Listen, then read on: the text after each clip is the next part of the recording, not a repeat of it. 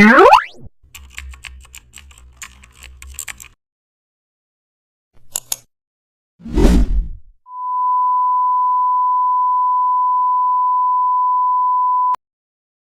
back to the channel. Don't forget to like, share and subscribe for more updates.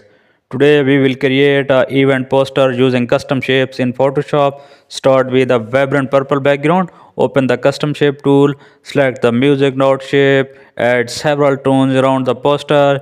Change each notes to color to neon sides. Now choose the circle shape and place it behind the text area. Reduce its opacity to create a soft glow and also add a star shape for extra sparkle. Position them randomly for a natural effect. Insert a wave shape at the bottom. Fill the wave with pink to add energy.